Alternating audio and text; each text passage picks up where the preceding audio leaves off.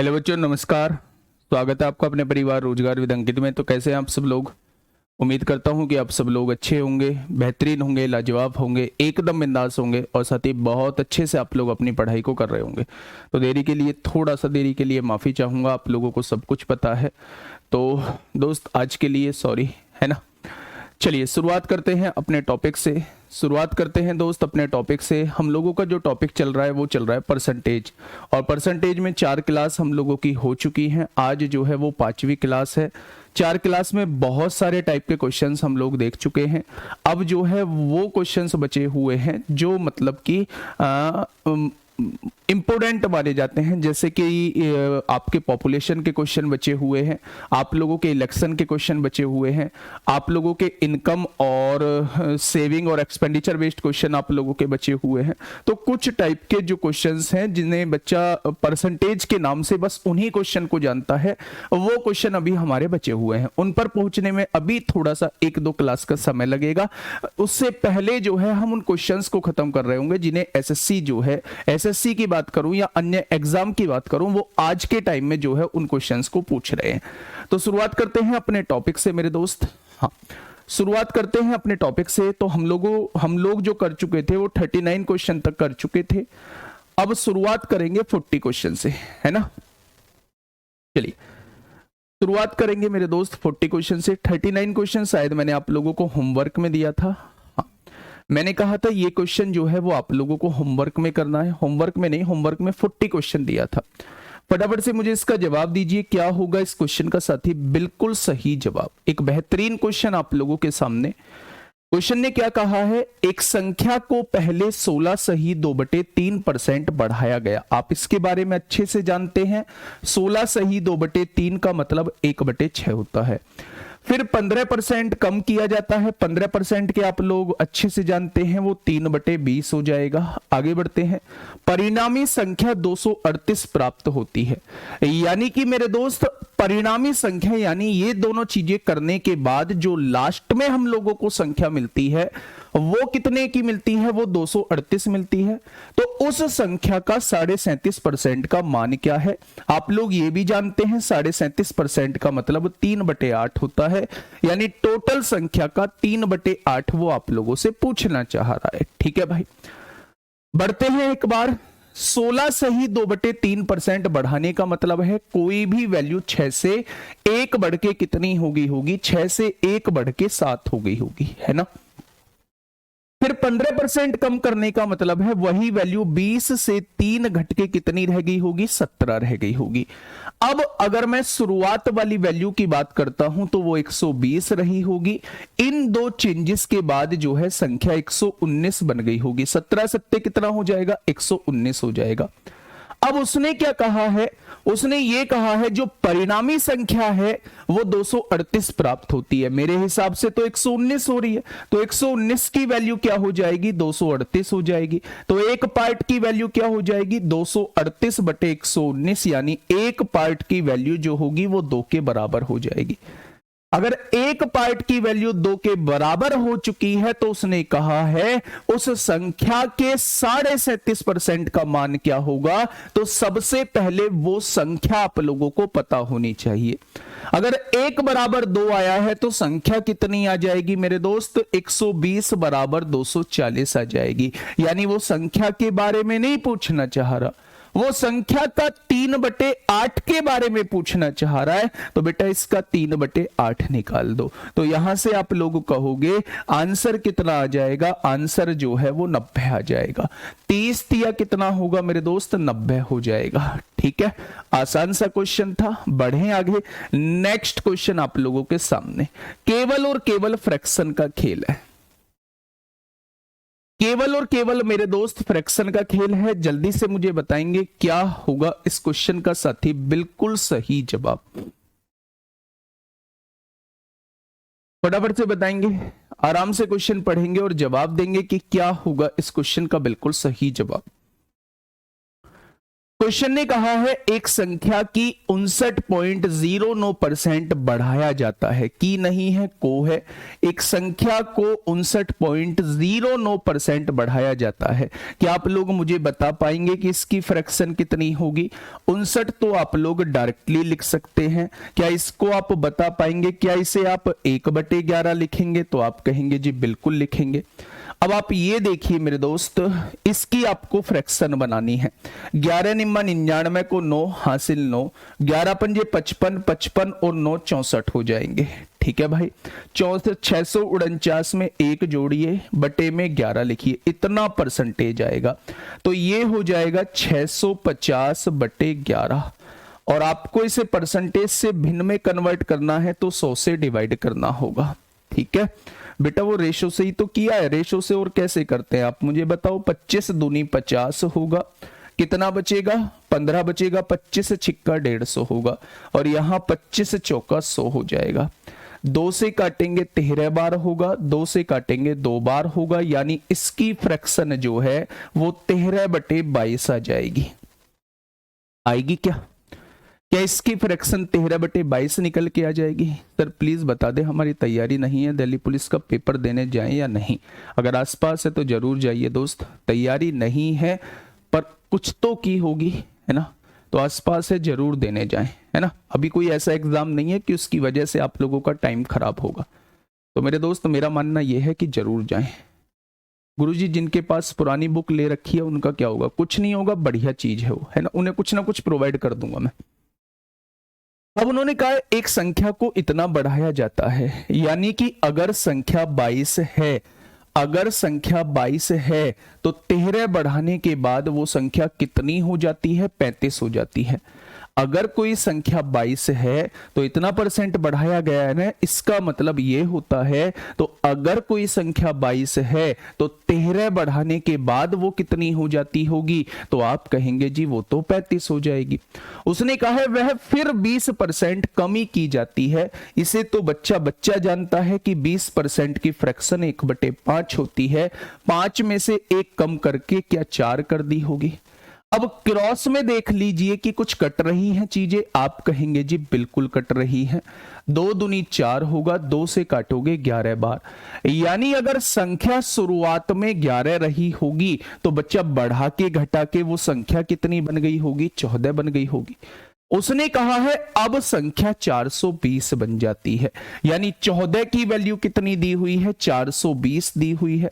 तो 1 की वैल्यू कितनी हो जाएगी? 1 की वैल्यू 30 हो जाएगी। तो उसने कहा है प्रारंभ में कितनी संख्या थी? तो वो 11 की वैल्यू आपसे पूछना चाह रहा है।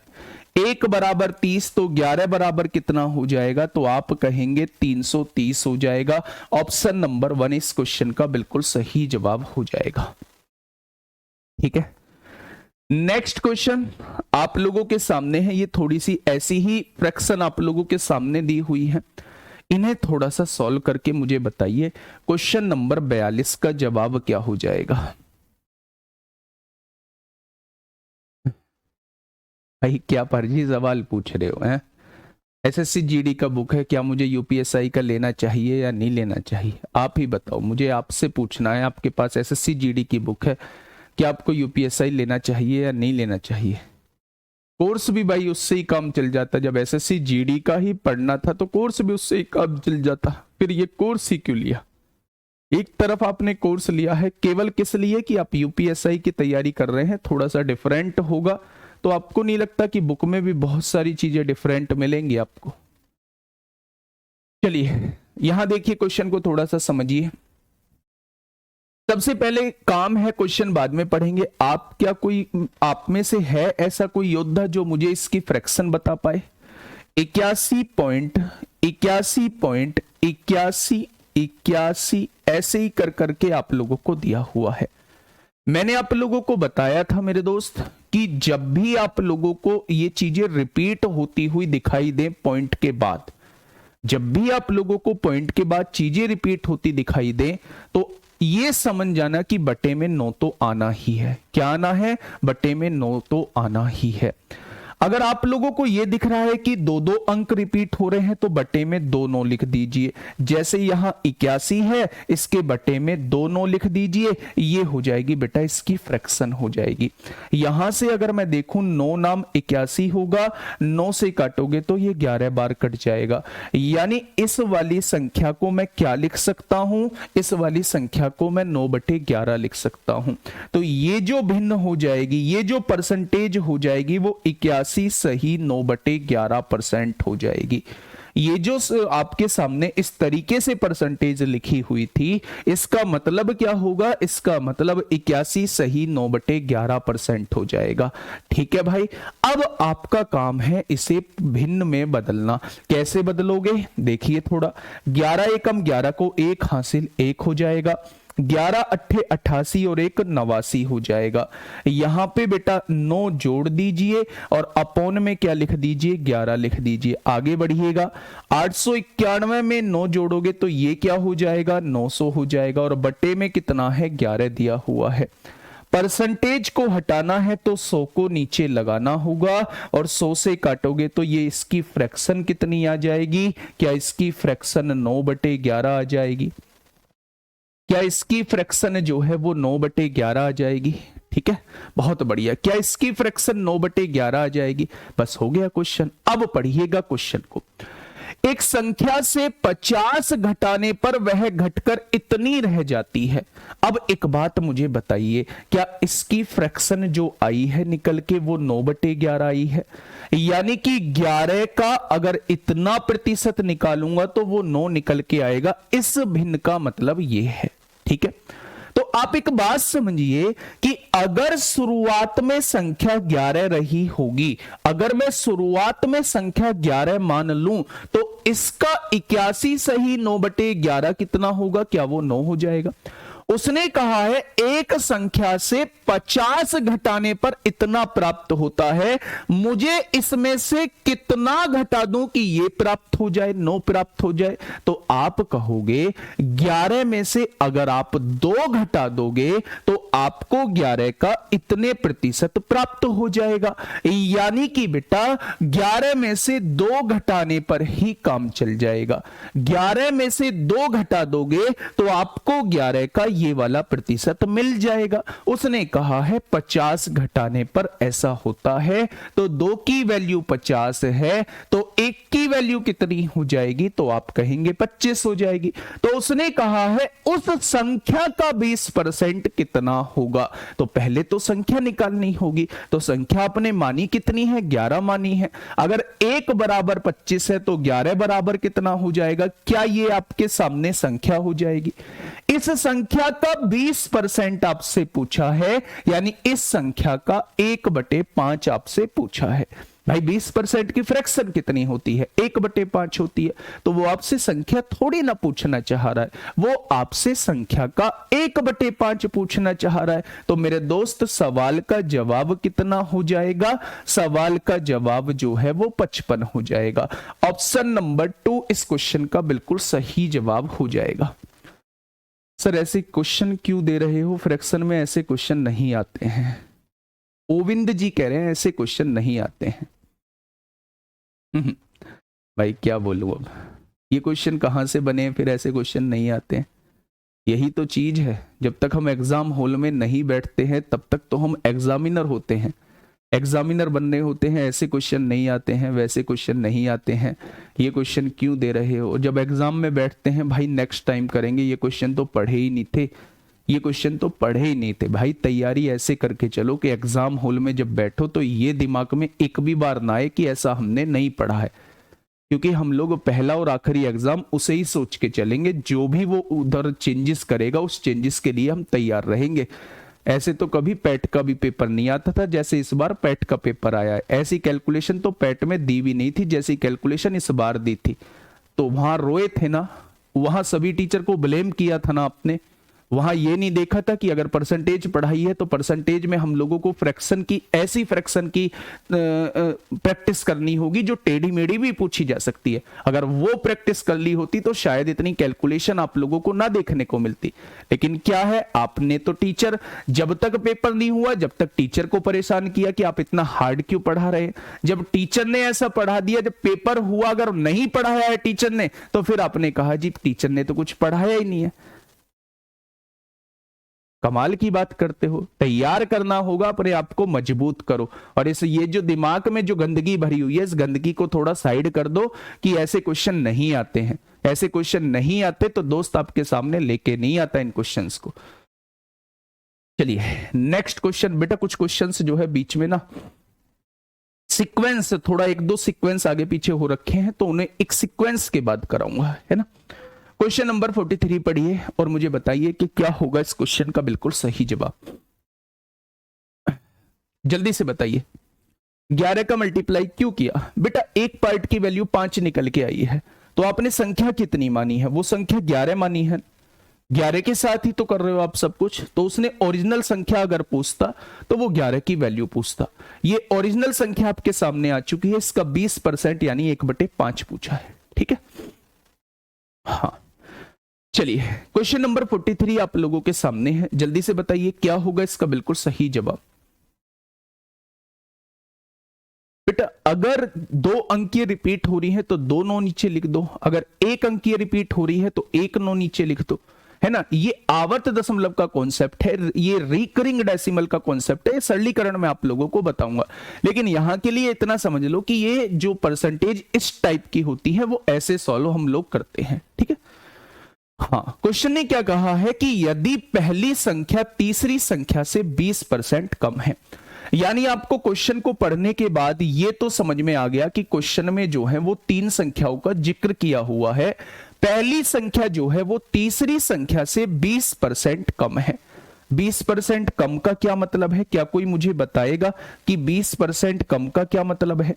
तो आपने कहा कि अगर तीसरी संख्या 5 है तो इससे 1 कम पहली संख्या कितनी हो जाएगी? 4 हो जाएगी, होगी 20% कम। चलिए आगे बढ़ते हैं।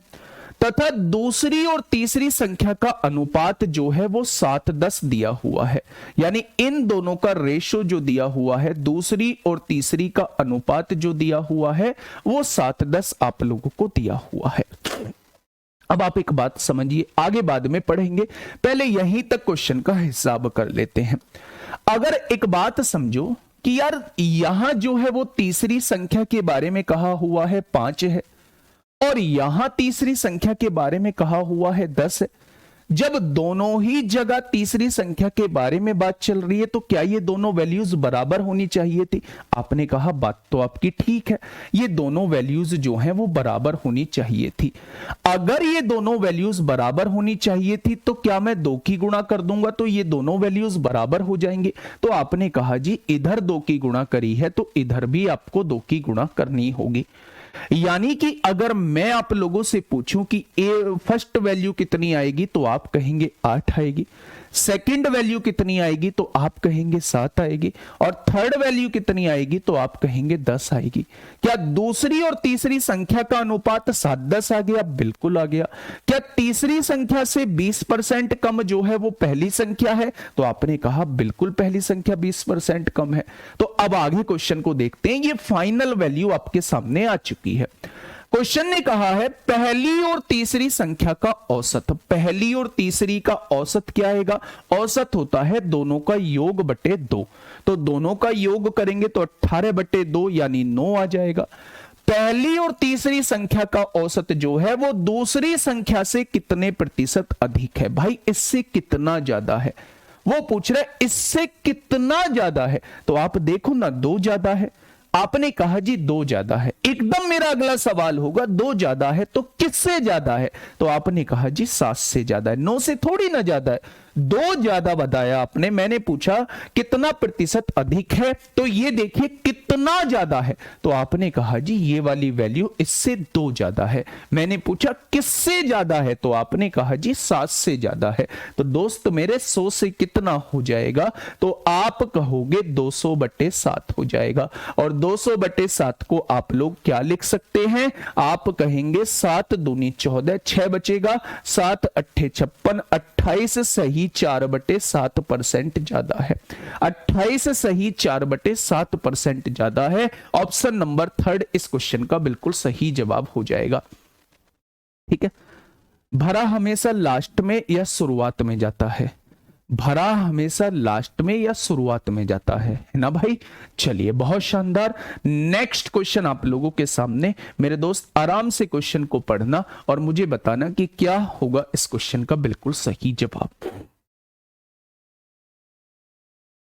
क्वेश्चन नंबर 44, क्वेश्चन नंबर 44 आप लोगों के सामने है। जल्दी से बताइए दोस्त क्या कहना चाह रहा है। क्वेश्चन ने कहा एक व्यक्ति की मासिक आय 80,000 रुपए थी, यानी जो वो कमाता है वो कितने रुपए कमाता है, तो आपने कहा जी वो तो 80,000 रुपए कमाता है। मासिक खर्च जो है उसमें से खर्च कितने कर देता है, 45,000 रुपए खर्च कर देता है। ठीक है, 8 7 9 कहां से आया सर, प्लीज भाई बेसिक समझा करो, आप ऐसे मत किया करो, है ना। आपने कहा जी दूसरी और तीसरी का अनुपात आपको 7:10 दिया हुआ है, तो अगर यही तीसरी वैल्यू 5 यहां पर है, यहां पर 10 है, और तीसरी वैल्यू के बारे में ही बात हो रही है, अगर तीसरी वैल्यू के बारे में बात हो रही है तो ये दोनों वैल्यूज बराबर होनी चाहिए। तो मेरे दोस्त बराबर करने के लिए आपने 2 की गुणा यहां कर दी, 2 की गुणा यहां कर दी। अब एग्जैक्ट वैल्यू आ चुकी है, ये कितनी आ चुकी है, पहली वैल्यू 8 आ चुकी है, दूसरी वैल्यू कितनी आ चुकी है, 7 आ चुकी है, और तीसरी वैल्यू दोनों जगह 10 है, तो तीसरी वैल्यू 10 आ चुकी है। ठीक है भाई, अब आप मुझे ये बताइएगा, थोड़ी सी बात बताइए। उसने कहा पहली और तीसरी का औसत, औसत क्या होता है, दोनों का योग बटे 2 कर देंगे, तो दोनों का योग करिए 18 होगा, 18/2 क्या हो जाएगा, 9 हो जाएगा। ये जो है दूसरी संख्या से कितना ज्यादा है, तो आप कहेंगे 2 ज्यादा है। किससे ज्यादा है, 7 से ज्यादा है, तो बेटा 100 से कितना हो जाएगा, इतना हो जाएगा, है ना। चलिए इस क्वेश्चन का सवाल का जवाब दीजिए। हाँ, आपकी भी पूजा जी कोई ना कोई परेशानी होती है, पिछले 5-7 दिन से देख रहा हूं लगातार एक ही कमेंट आप डेली करती हैं, है ना। पर वो कमेंट चेंज होता है, ये बड़े शुक्र की बात है, ये बड़े मतलब रहम की बात है कि वो कमेंट जो है वो चेंज होता है। गुड़िया अगर दिक्कत होती है तो वो बार बार कॉपी पेस्ट करने से क्या फायदा है। आज आपकी दिक्कत बन रही है, अब ये क्वेश्चंस आपके कल के लिए दिक्कत बन जाएंगे, है ना।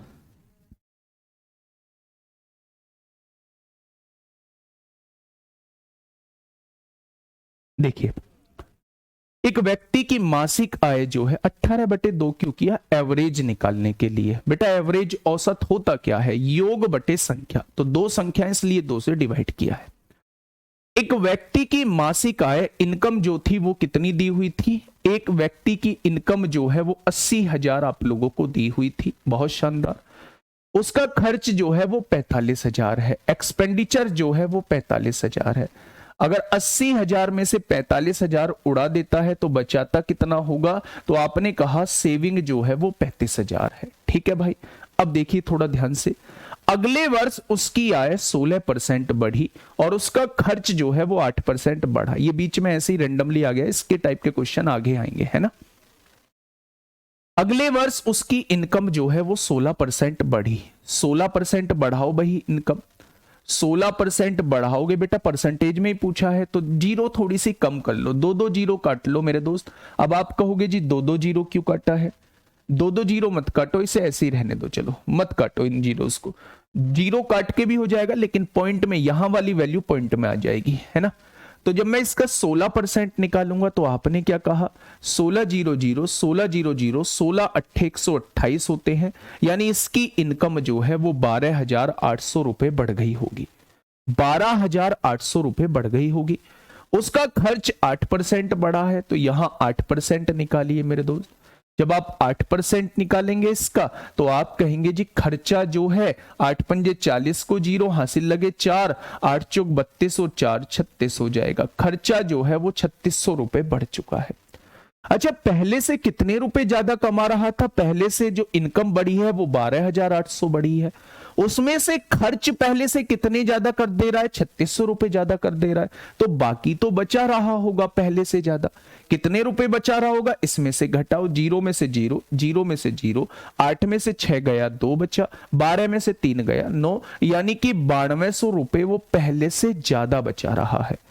9200 रुपए वो पहले से ज्यादा बचा रहा है। तो क्वेश्चन ने कहा है उसकी बचत कितनी बढ़ी? तो मेरे दोस्त उसकी बचत 9200 रुपए बढ़ चुकी है। वो किससे बढ़ी है? वो 35,000 से बढ़ी है। किससे बढ़ी है? 35,000 से बढ़ी है। तो 100 से कितना हो जाएगी वो आपसे ये पूछना चाह रहा है।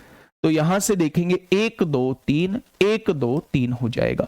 आप देखेंगे 35 या 105 होते हैं, तो पहले तो और छोटा कर लो, 5 एकम 5, 4 बचेगा, 5 अट्ठे 40 होगा, 2 5 चौक 20 होगा, 5 सत्ते 35 होगा, 7 दूनी 14 होगा, 4 बचेगा, 7 छिंग 42 होगा, 2 बचेगा, 7 दूनी 14, 6 बचेगा, 7 अट्ठे 56, 26.28। तो ऑप्शन नंबर 1 इस क्वेश्चन का जवाब हो जाएगा।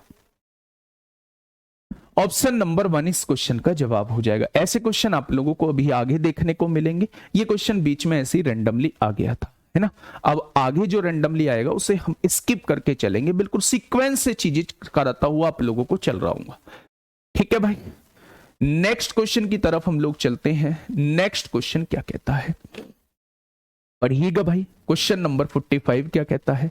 बड़ा फेमस क्वेश्चन है, बहुत सारी बुकों में बड़ा मतलब उसे कहा जाता है कि बहुत मुश्किल क्वेश्चन है। बहुत सारे लोग इस पे गोला मार देते हैं कि ऐसे क्वेश्चन जो है आप भी रीजनिंग की तरह PYQ करा दीजिए भैया, जो सही होगा वो मैं जरूर कराऊंगा आपके लिए, है ना, जो सही होगा।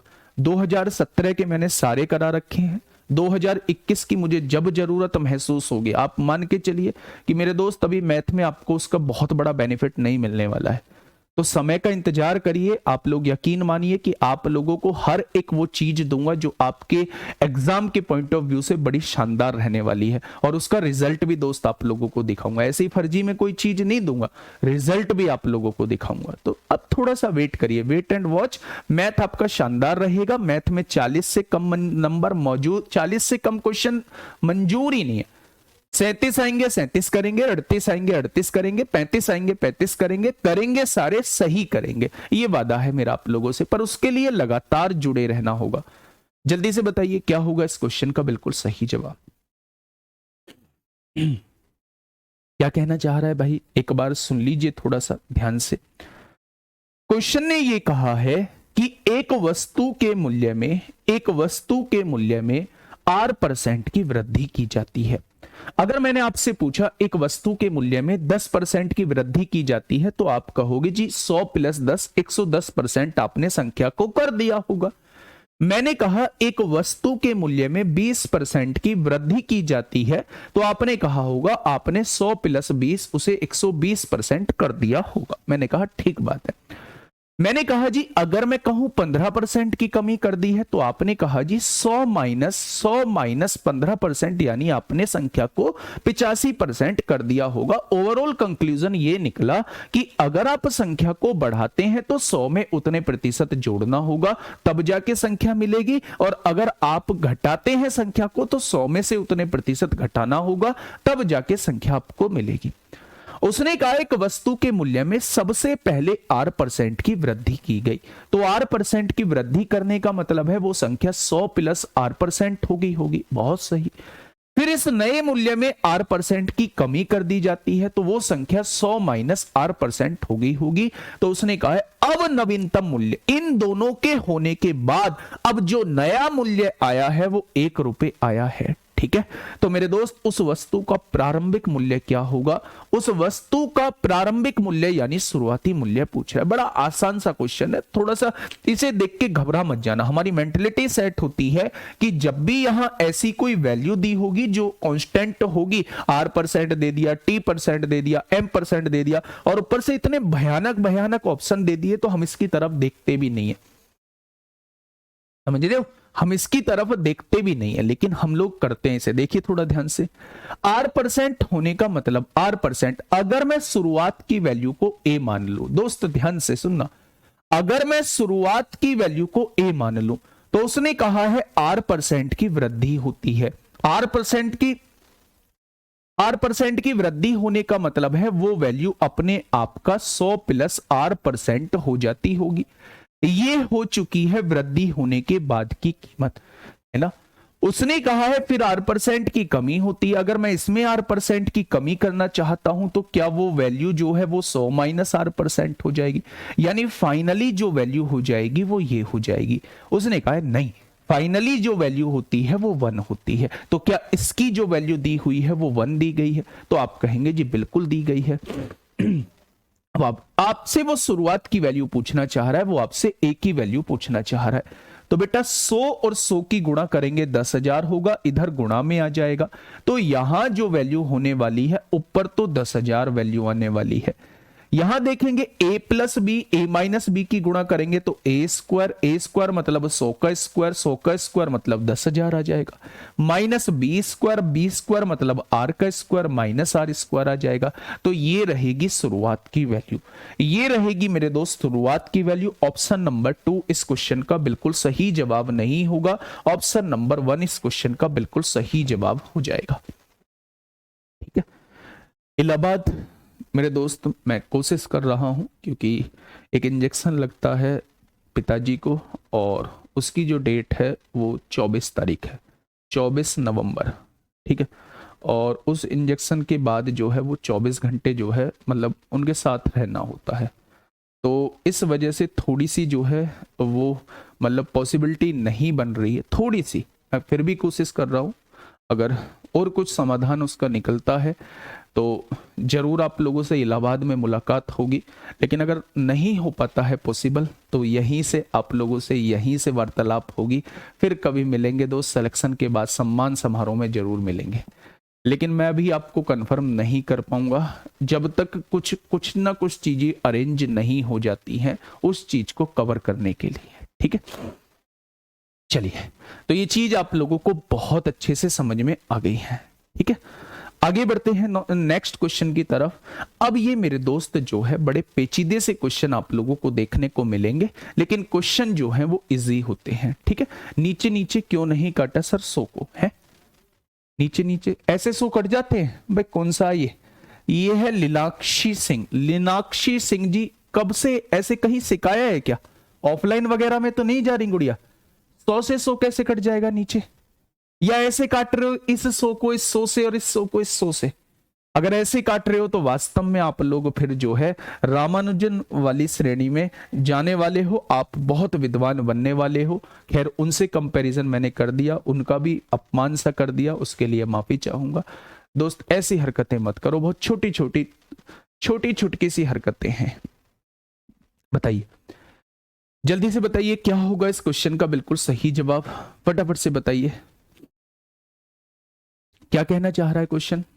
हाँ, क्वेश्चन कहना चाह रहा है एक व्यक्ति अपनी आय का 25% दैनिक खर्च पर, दैनिक मतलब रोज के खर्च, 25% दैनिक खर्च पर वह शेष आय का, शेष आय मतलब जो बची हुई आय है उसका 18% घर के किराए पर और शेष आय का 16% यात्रा पर खर्च करता है।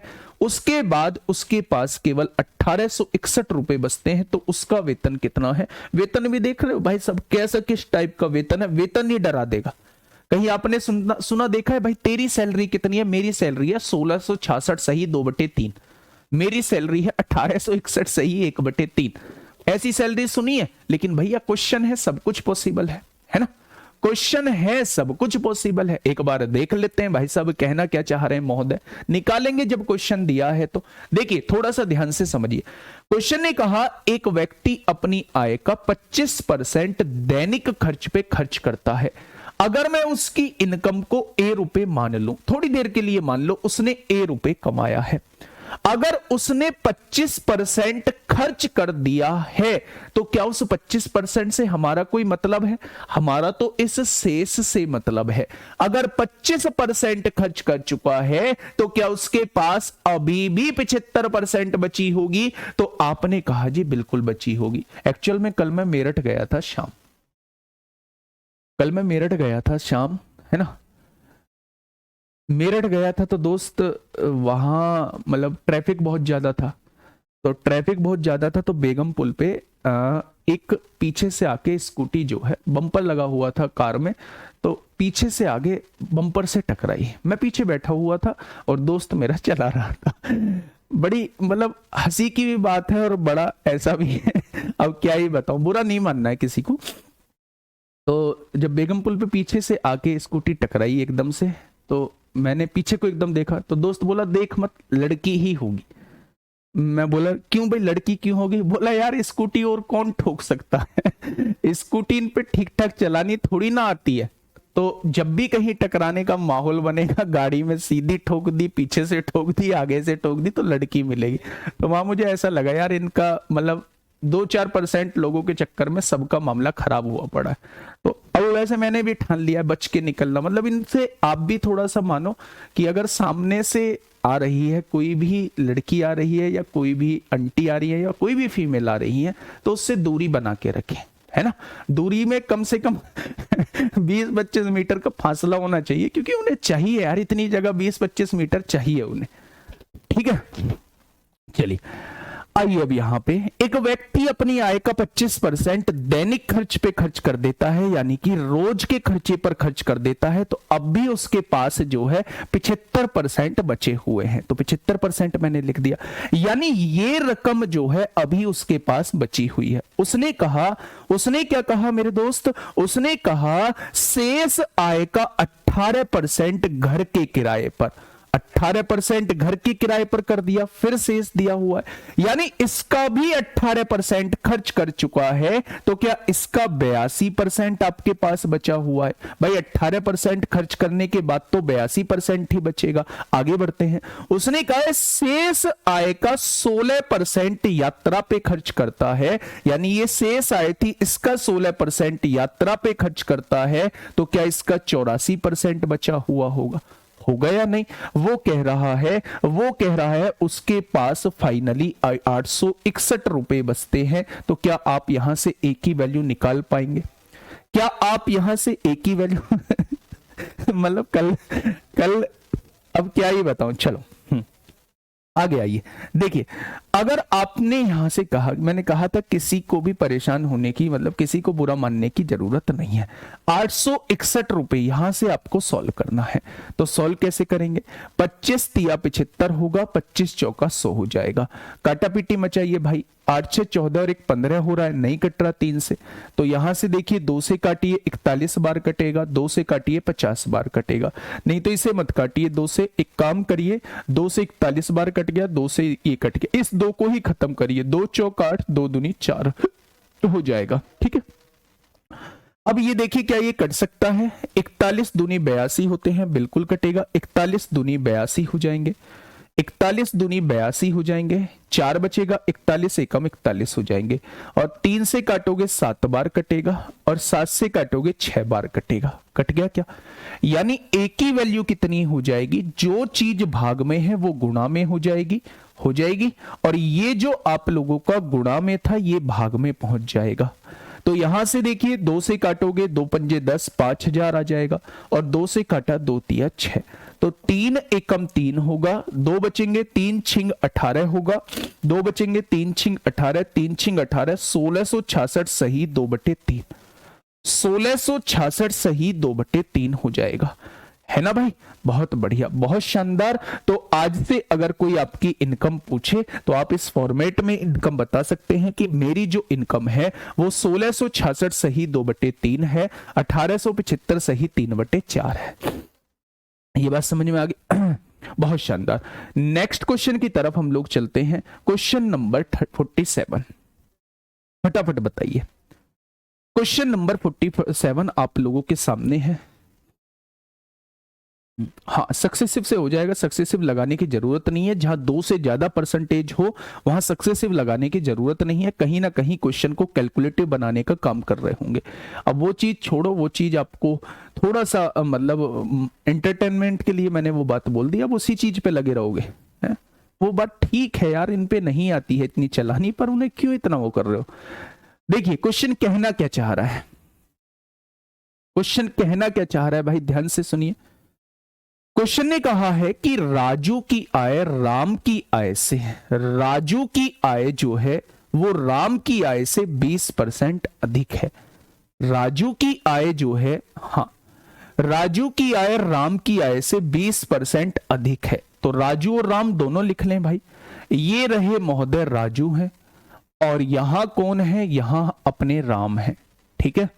उसने कहा राजू की आय राम की आय से 20% अधिक है। 20% अधिक का मतलब क्या, कोई मुझे बताएगा?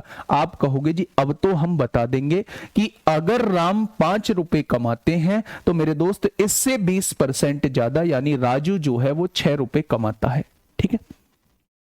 राजू की आय में 25% की वृद्धि हुई। तो ऐसे क्वेश्चन को मत करना, मेरे हिसाब से आपको एक एक जीरो बढ़ा लेनी चाहिए, जिससे कैलकुलेशन आसान हो जाएगी। क्या आप कहोगे कि हम जीरो ना बढ़ाएं तब भी आसान नहीं होगी? तो मैं कहूंगा जीरो नहीं बढ़ाओगे तो आसान तो होगी, बस पॉइंट में वैल्यू आ जाएगी। तो जरूरी है कि आप जीरो बढ़ा के क्वेश्चन को सॉल्व कर लें।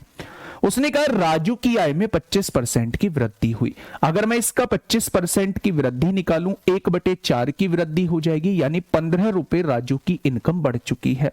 और राम की आय में 40% की वृद्धि हुई। 40% मतलब 2/5 की वृद्धि हो गई। तो 2/5 निकालूंगा तो इसमें 20 रुपए की वृद्धि हो चुकी है। इसकी इनकम में बेटा 15 रुपए की वृद्धि हुई, इसकी इनकम में 20 रुपए की वृद्धि जो है वो हो चुकी है। तो क्वेश्चन ने कहा है उनकी संयुक्त आय मतलब दोनों की मिला के आय कितनी बढ़ गई होगी। अगर दोनों की आय आपसे पूछूं कि दोनों की आय कितनी बढ़ चुकी है, तो आप कहेंगे 35 बढ़ चुकी है। किससे बढ़ चुकी है? दोनों की आय पहले 110 थी, तो 100 से कितनी हो जाएगी भाई? दोनों की आय पूछा है, संयुक्त आय पूछा है, तो संयुक्त आय ही आपको निकालनी होगी। पहले दोनों की संयुक्त आय जो थी वो 110 रुपए थी, दोनों 110 रुपए थी, लेकिन अब जो है वो दोनों की मिला के 35 रुपए बढ़ चुकी है। तो उसने कहा है कितने परसेंट बढ़ चुकी है, तो आप 35 बढ़ी, किससे बढ़ी? पहले दोनों की 110 थी, तो 100 से कितना हो जाएगा? ठीक है, बहुत बढ़िया। हाँ, यहां से देखिए एक जीरो से एक जीरो कट जाएगा, 350/11। ललित जी सब कुछ दिख रहा है मुझे।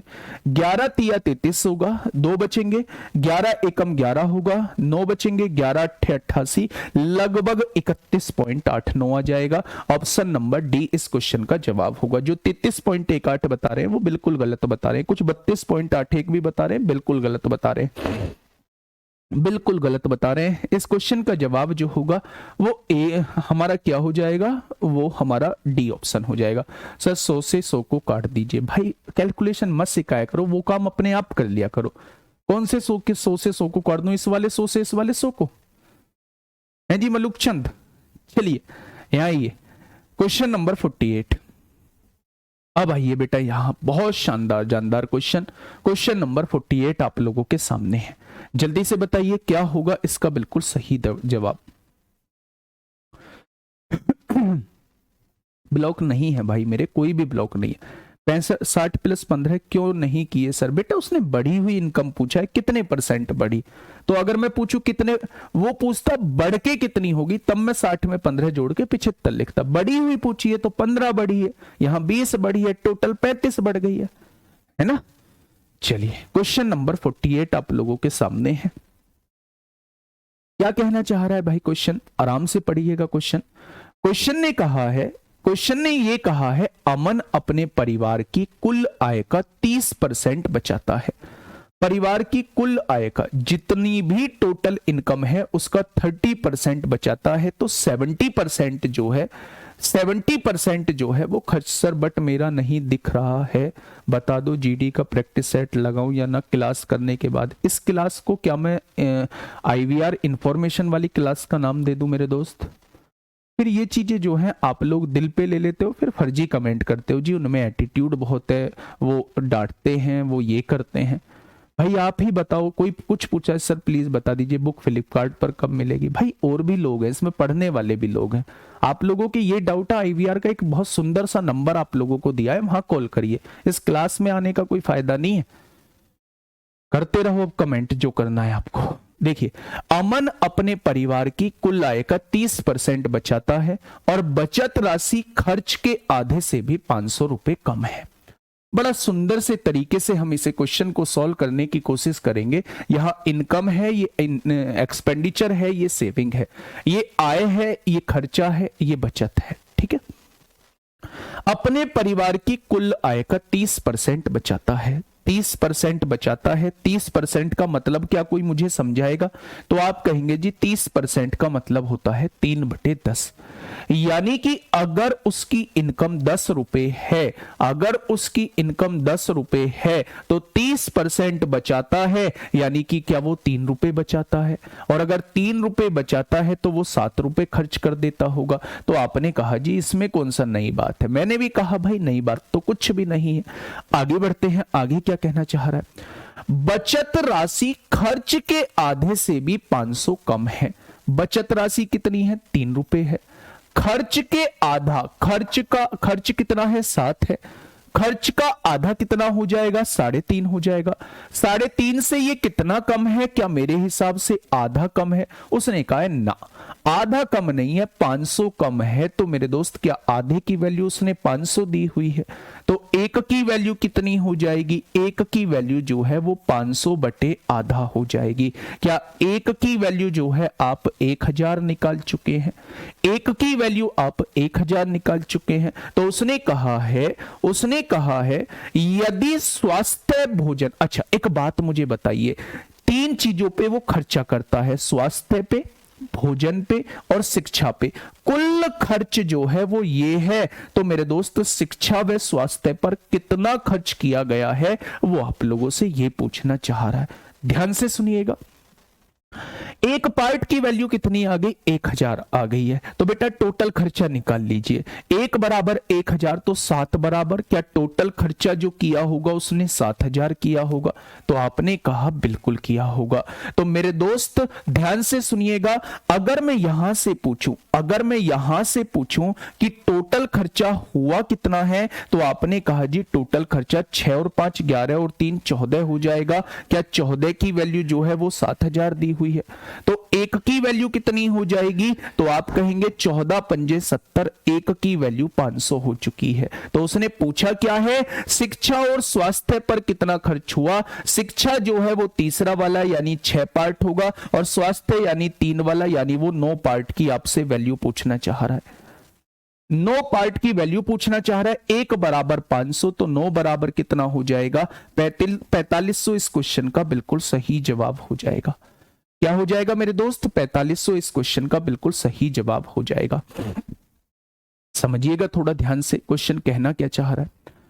क्वेश्चन ने कहा है अमन अपने परिवार की कुल आय का 30% जो है वो बचाता है। तो 30% का मतलब होता है दोस्त फ्रैक्शन में 3/10, यानी कि अगर उसकी इनकम 10 रुपए है तो वो उसमें से 3 रुपए बचाता है। तो मेरे दोस्त 7 रुपए वो खर्च कर देता होगा। तो उसने कहा है उसकी जो खर्चे के आधे से भी 500 रुपए कम है, बचत है। तो मेरे दोस्त खर्चे का आधा कितना हो जाएगा?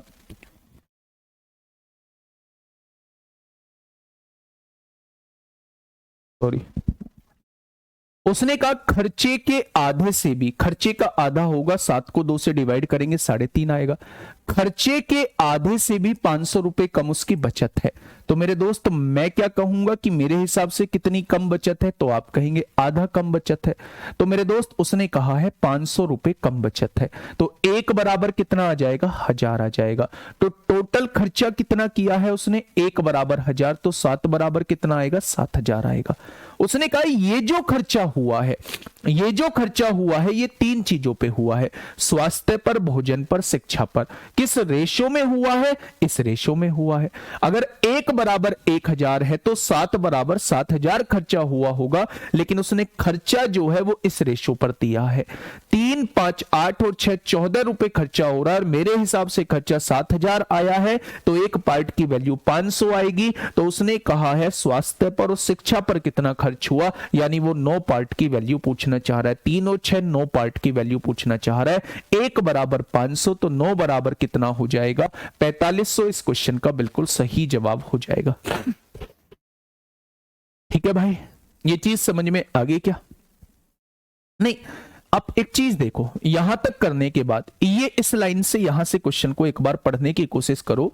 यदि स्वास्थ्य, भोजन और शिक्षा पर कुल खर्च 3, 5, 6 के अनुपात में किया जाता है, कुल खर्चा जो है, तो खर्चा हुआ कितना है पहले ये तो पता हो आप लोगों को। तो 1 की वैल्यू 1000 आई है, तो खर्चा तो यही हुआ है ना, इनकम नहीं, खर्चा। खर्चा मेरे दोस्त, खर्चा 7 हुआ है। अगर 1 बराबर 1000 तो 7 बराबर 7000 टोटल खर्चा हुआ है। और आपके हिसाब से टोटल खर्चा इस रेशो में डिवाइड हुआ है, तो इस रेशो की वैल्यू टोटल 14 है, तो 14 की वैल्यू इसके बराबर, तो 1 की वैल्यू 500 के बराबर। तो दोनों के योग वो आपसे पूछना चाह रहा है। फटाफट बताइए भाई। Question number 49, question number 49। हाँ, जल्दी से बताइए क्या होगा इस क्वेश्चन का बिल्कुल सही जवाब। क्वेश्चन ने कहा है, क्वेश्चन ने क्या कहा है? ए अपनी आय का 16% किराए पर, 18% किराने के सामान पर, 14% बच्चों की शिक्षा पर और शेष का, बेटे यहां शेष लगा है, यहां जहां तक शेष नहीं लगा हुआ है वहां तक आप परसेंटेज जोड़ते चले जाओ।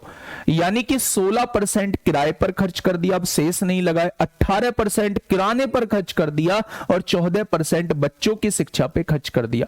यानी टोटल कितना परसेंट खर्च कर चुका है? तो 16 और 18 को जोड़ोगे तो 34 आएगा, और 34 में 14 जोड़ोगे तो 48% वो खर्च कर चुका है। अगर 48% खर्च कर चुका है तो 52% अभी शेष बचा होगा।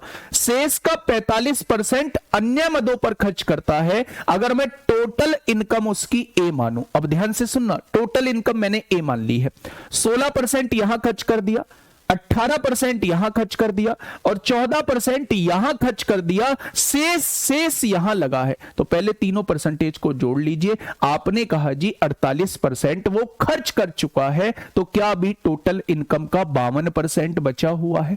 भाई 48% खर्च कर दिया तो 52% बचा हुआ है। उसने कहा है शेष का 45% अन्य मदों पे खर्च करता है। ये शेष इनकम थी, इसका 45% खर्च कर दिया, तो क्या इसका 55% आपके पास बचा होगा?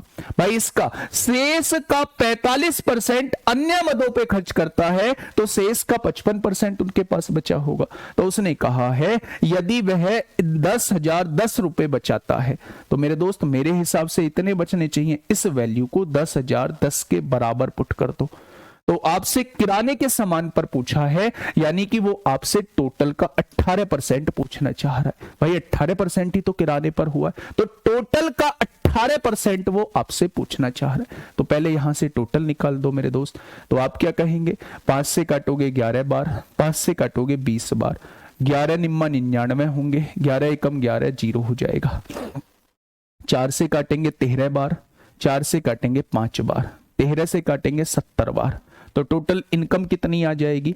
तो आप कहेंगे 7 पंजे 35 होगा और 3 जीरो लग जाएंगे, 1 जीरो और 2 जीरो यहां। क्या टोटल इनकम 35,000 आ चुकी है? तो उसने कहा है 18% किराने पर खर्च करता है और उसने किराने का ही खर्चा पूछा है, तो क्या आप इसका 18% डायरेक्टली निकाल दोगे? तो जब तक शेष ना लगा हो तब तक सारी परसेंटेज को दोस्त जोड़ लेना है, सारी परसेंटेज को जोड़ लेना है और जहां शेष लगा हुआ है वहां 100 में से घटा देना है। ठीक है भाई। तो नेक्स्ट क्वेश्चन 50वां क्वेश्चन आप लोगों के लिए होमवर्क में ऐसा ही क्वेश्चन है। कल मिलेंगे दोस्त इस क्वेश्चन के साथ, एक बेहतरीन क्लास के साथ कल मिलते हैं दोस्त। तब तक के लिए अपना ध्यान रखिए। ओके, टाटा, बाय बाय।